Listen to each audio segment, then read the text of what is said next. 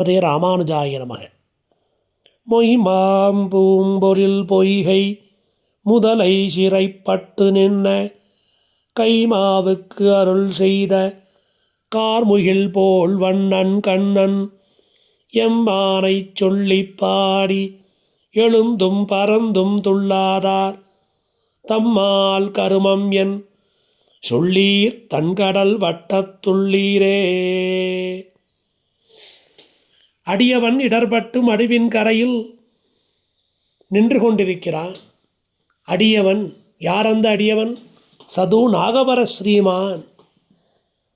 எப்படி ஒரு கைங்கரிய ஸ்ரீமானோ, எப்படி ஒரு வாக்மி ஸ்ரீமானோ, அதேபோல இந்த அடியவன் சது நாகவர ஸ்ரீமான். அந்த ஸ்ரீமானானவன் எம்பெருமானுக்கு சமர்ப்பித்திட ஒரு அழகிய பொய்கை, அதற்குள்ளே செந்தாமரை புஷ்பம் மலர்ந்து இருந்தது. மலர்ந்த புஷ்பத்தை எம்பெருமானுக்கு சமர்ப்பிக்க வேணும் என்று அந்த புஷ்பத்தை எடுக்கச் சென்றான் அந்த அடியவன். அவன் சது நாகவர ஸ்ரீமான் என்று கொண்டாடப்படுகின்ற கஜேந்திர ஆழ்வான். அவன்தான் வாரணன். அந்த வாரணன் அந்த காரணனான நாரணனுக்கு இந்த புஷ்பத்தை பறிக்கச் செல்கின்ற காலத்திலே முதலையின் வாயாலே கோட்பட்டான். அந்த முதலை அந்த யானையினுடைய காலை பிடித்து கொண்டது. ஆதி மூலமே ஜெகநாதா என்று ஜெகத் காரணத்துவத்தை, காரணத்துவம் யாருக்கு இருக்கு, நியாமகன் யாரு என்கிற தத்துவத்தை அந்த கஜேந்திர ஆழ்வான் வெளியிட்டு அருளினான். அப்போ ஆதி மூலமேன்னு கூட்டாச்சு, சர்வேஸ்வரேஸ்வரனாக இருக்கான் அந்த எம்பெருமான். அற்புத காரணமாக இருக்கான், நிஷ்காரணமாக இருக்கான், அகில காரணமாக இருக்கிறான்னு காரணம் து தேயகா அப்படின்னு சாஸ்திரம் சொன்ன பிரகாரம் யாரு காரணமோ அந்த காரணனை இந்த நாரணம், அந்த காரணனை இந்த வாரணம் அழைத்தது. காரணத்துக்கு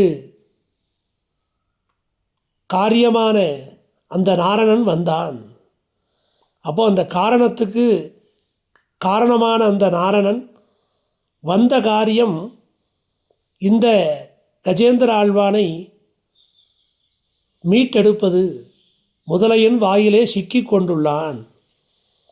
இங்கிருந்து அந்த யானையானது அழைத்தது கலங்கா பெருநகரம் என்று சொல்லக்கூடிய அந்த பரமபதத்திலிருந்து எம்பெருமான் ஓடி வந்தான். அப்பேற்பட்ட அந்த எம்பெருமான் பறித்த பூவை சாத்தி சேவிக்க விரும்பிய கஜேந்திர ஆழ்வான் அந்த எம்பெருமானுக்கு இப்படி முதலை வாய் விடுவித்து கொள்ள மிக மிக முயற்சி செய்தான். காரணத்துவத்தை சொன்னான்.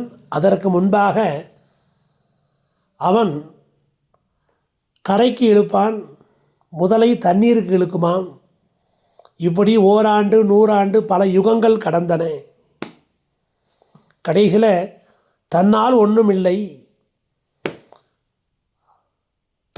அகங்காரங்கள் மகக்காரங்கள் அற்று போய் இனிமேல் செய்ய கிடைவது என்ன என்று ஓய்ந்து போய் அந்த கலங்கா பெருநகர தலைவன் காதிலே விழும்படி நாராயணாவோ மணிவண்ணாவோ வாராய் என் ஆரிடரை நீக்காய்னு இங்கேருந்து கையில் இருக்கிற புஷ்பத்தோட தும்பிக்கையை மேலே தூக்கி சது நாகவர ஸ்ரீமான் என்று கொண்டாடப்படுகின்ற அந்த கஜேந்திர ஆழ்வான் எம்பெருமானை அழைத்தான். அந்த கலங்கா பெருநகரத் தலைவன் ஸ்ரீவைகுண்டநாதன் பரமபதநாதன் நித்திய விபூதி ஐஸ்வர்யத்தை உடைய அந்த எம்பெருமான் இந்த வார்த்தையை கேட்டு கலங்கி போனான்.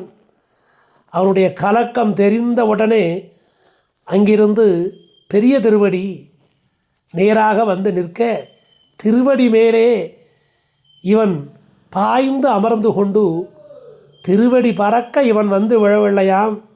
அந்த பொய்கை கரைக்கு திருவடியும் சேர்த்து கொண்டு இவன் திருவடியை பிடித்து கொண்டு வந்து பறந்து விழுந்தாராம் அந்த பொய்கை கரைக்கு.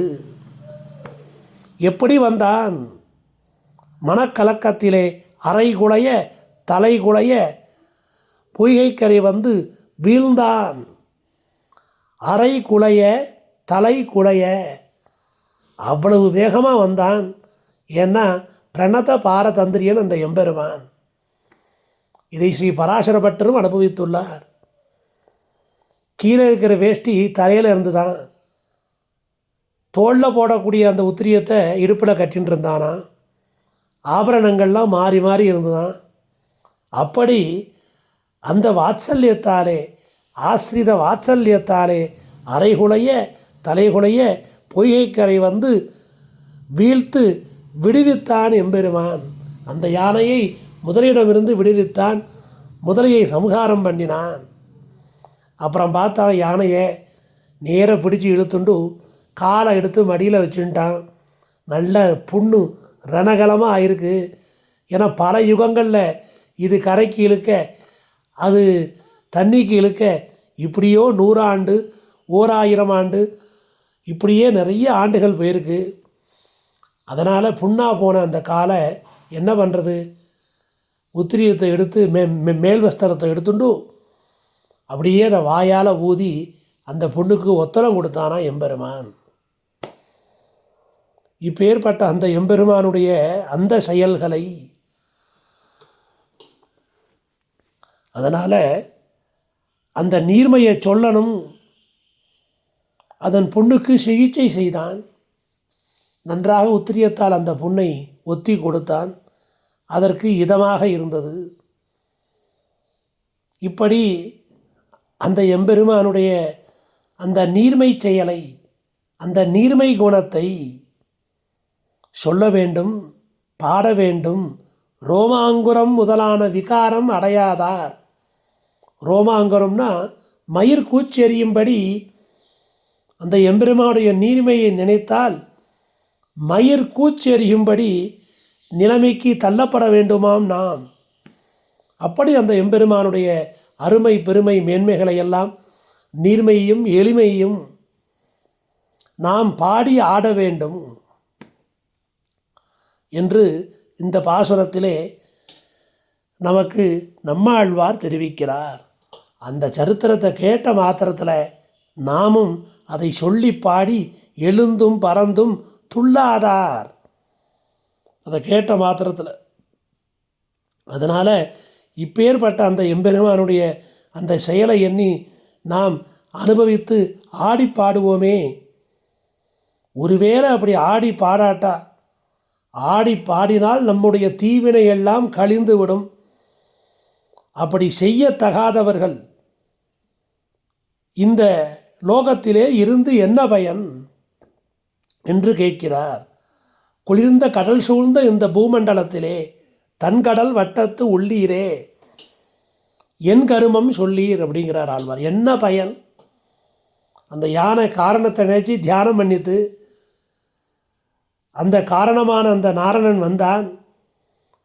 அந்த யானையானது மீட்கப்பட்டது. அரைகுலைய தலைகுலைய வந்தான். இப்பேற்பட்ட அந்த எம்பெருமானுடைய நீர்மையை சொல்லி நீங்கள் ஆனந்தப்பட வேண்டாமோ அப்படின்னு, ஒருவேளை அப்படி நீங்கள் ஆனந்தப்படாட்டா நீங்கள் இருந்து என்ன பயன் சொல்லுங்கள் என்று இந்த கஜேந்திர மோட்சத்தை பற்றி ரொம்ப அற்புதமாக ஸ்லோகங்களால் தெரிவித்த பரம ரசிகரான ஸ்ரீ பராசர பட்டர் அவர் காட்டுகிறார். இந்த எம்பெருமான் செய்த 100,000 வாத்சல்ய சௌலபியாதிகளை சொல்லியும் பாடியும் மயிர் கூச்செறியும்படி அந்த விகாரங்கள் அடையாதவர் இந்த லோகத்தில் இருக்கணுமா? பிறப்பாலும் அறிவாலும் செயலாலும் தாழ்ந்தவரே ஆகிலும் இதற்கு சிறிதும் கலக்கம் நேர்ந்தாலும் கலங்கா பெருநகரில் தலைவனானவன் கலங்கி விகாரமடைகிறானே. நமக்காக அந்த நித்தியூரில் இருக்கக்கூடிய அந்த பரமபதநாதன் அவனுக்கு ஒரு கலக்கம் ஏற்படுகிறதே. அதனால் அவனன்றோ நமக்கு வேணும், அந்த எம்பெருமான் அன்றோ நமக்கு வேணும் என்கிறார். அதனால் அந்த எம்பெருமானுடைய நீர்மை குணத்தை நினைக்கிற காலத்தில், சீலகுணம் சௌசீல்யத்தை நினைக்கிற காலத்தில், வாத்சல்ய குணத்தை நினைக்கிற காலத்தில், மார்தவ ஆர்ஜவ சௌஹார்த இது போன்ற கல்யாண குணங்களை நினைக்கிற காலத்தில் நமக்கு நம்முடைய உற்சாகத்தோடு எழுந்து அதை வாயாலே சொல்லி பாடி ஆட வேண்டாமோ என்று பஜனையோட விசேஷத்தை, நாம சங்கீர்த்தனத்தோட விசேஷத்தை இந்த பாசுரத்தில் நமக்கு ஆழ்வார் அற்புதமாக காட்டியுள்ளார். ஸ்ரீமதே ராமானுஜாய நமக.